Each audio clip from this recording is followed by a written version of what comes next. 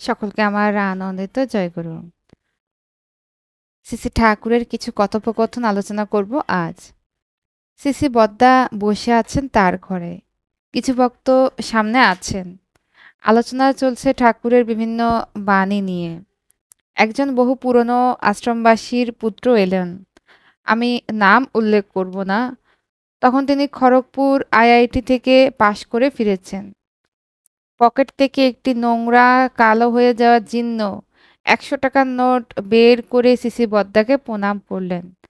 সাথে সাথে সিসি বদ্দা বললেন, এই টাকাটা তুলে পকেটে রাখো। এত নোংরা টাকা দিয়ে পেন্নাম করিস ক্যা? গুরুজনদের দিতে গেলে পরিষ্কার টাকা দিয়ে প্রণাম করতে হয়। আরেকদিন আশ্রমের এক মহিলা, আমাদের দিদিমণি, নাম না বলে তিনি একটি ৫০ পয়সা মানে ৮ আনা দিয়ে প্রণাম করলেন। সিসি বরদা তাকে বললেন, শোন, পয়সা না থাকলে ফুল দিয়ে প্রণাম করবি, কিন্তু কখনো অর্ধেক দিয়ে প্রণাম করবি না। দিতে গেলে ১৬ আনায় দিয়েই প্রণাম করা লাগে। এখন বহু জায়গায় দেখি ঠাকুরের প্রণামের থালায় অমন নোংরা শতচ্ছিন্ন নোট পড়ে থাকে। আমরা অনেক সময় এগুলো দেখি, খেয়াল করি, কিন্তু অতটা কাউকে বলতেও পারি না, কেননা আমরা নিজেরা অতটাও জানি না। এখন পরম পূজ্যপাদ শ্রী শ্রী বদ্দার আলোচনা থেকে জানলাম শ্রী শ্রী ঠাকুরকে প্রণামে কিভাবে দিতে হয়।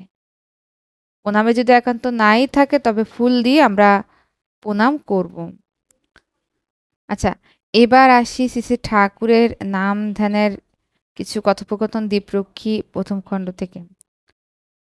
এক দাদা নাম করতে বসলেন, বহু রকমের শব্দ আসে, গায়ে রোয়া বা কাটা দিয়ে ওঠে। শ্রী শ্রী ঠাকুর বললেন, শব্দ যা আসে আসুক, যা বললাম তাই করো। চোখে যা আসে দেখলে, কানে যা আসে শুনলে, মনে যা আসে ভাবলে, কিন্তু গোড়া তোমার ইষ্ট, সে কথা ঠিক রেখো। তুমি তাকে ভালোবাসো। বলো, তুমি আমার ঠাকুর, আমি তোমাকে ভালোবাসি। তা মনেও কও, বাইরের জগতেও কও, আর চলো সেইভাবে। এই তো ব্যাপার। একটা পেরিগ্রেড ডগ, ভালো বংশের কুকুর, যদি তার প্রভুকে ভালোবাসে, সেও ওই রকম হয়ে ওঠে। উক্ত দাদা বললেন, সুরত মাঝে মাঝে চারা দিয়ে ওঠে। শ্রী শ্রী ঠাকুর বললেন, সুরত মানে যোগাবেগ। পুরুষ ও নারীর পরস্পরের চাহিদার মধ্য দিয়ে স্পাম এবং ওভে এর মিলনের ভিতর দিয়ে যোগাবেগের সৃষ্টি হয়। ওই যোগাবেগ আমাদের মধ্যেই আছে। সেটা তুমি ভালোর দিকেও চালাতে পারো, আবার খারাপের দিকেও ব্যবহার করতে পারো। নাম সম্বন্ধে কথা উঠল। শ্রী শ্রী ঠাকুর বললেন, আমাদের এই নাম স্পন্দনাত্মক, এর মধ্যে স্পন্দন আছে। এই নাম করলে ভাইটাল এনার্জি, জীবনী শক্তি বেড়ে যায়।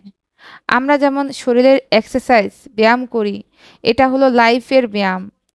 এই হলো কথা, আমি যা বুঝি। করও ভালো হবে, এর ব্যত্যয় হলে ব্যত্যয়ও হবে। ভজন মানেও তাই, আশ্রয় করে সেবা করা। ভক্তি প্রমিনেন্ট হওয়া চাই, আর তার জন্য চাই প্র্যাকটিক্যাল সার্ভিস, বাস্তব সেবা। তো শ্রী শ্রী ঠাকুর নাম কিভাবে করতে হবে, নাম ধ্যানের সময় যতই চিন্তা আসুক না কেন, যত শব্দই আমরা শুনি না কেন, মনে আমাদের যত চিন্তাই আসুক, সব বাদ দিয়ে শুধুমাত্র আমি ইষ্টকে ভালোবাসি, তার চিন্তায় আমরা মত্ত থাকি, শুধুমাত্র নাম ধ্যানটাই করব। শ্রী শ্রী ঠাকুর আমাদেরকে সেই রকমটাই বিধান দিয়ে গেলেন। দীপরক্ষীতে আমরা সেই রকমটাই পেলাম। ভগবানের ঠিকানা প্রসঙ্গে শ্রী শ্রী ঠাকুর কি বললেন? ভগবানকে আকাশে খুঁজলে পাবার জো নেই, বাতাসে খুঁজলেও পাবার জো নেই, মাটিতে খুঁজলেও পাবার জো নেই।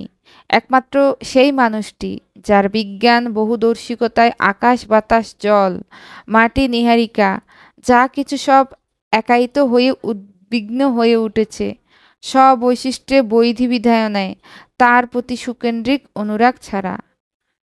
শ্রী ঠাকুর বললেন, ভগবান রয়েছে সেইখানে, যেইখানে পরমপিতা সব সৃষ্টির মধ্য দিয়ে। আমরা শুধুমাত্র আকাশ বাতাস এই বলতে বলতে ক্লান্ত হয়ে গেল, আমরা সেখানে ভগবানকে কোনো দিনই আমরা পাবো না।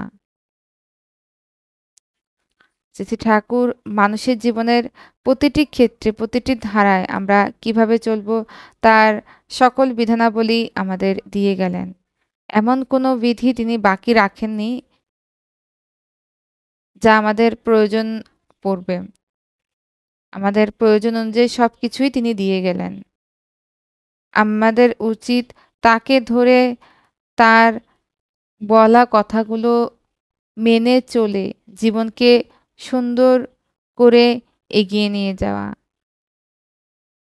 এছাড়া আমাদের আর দ্বিতীয় কোনো কাজ আছে বলে মনে হয় না।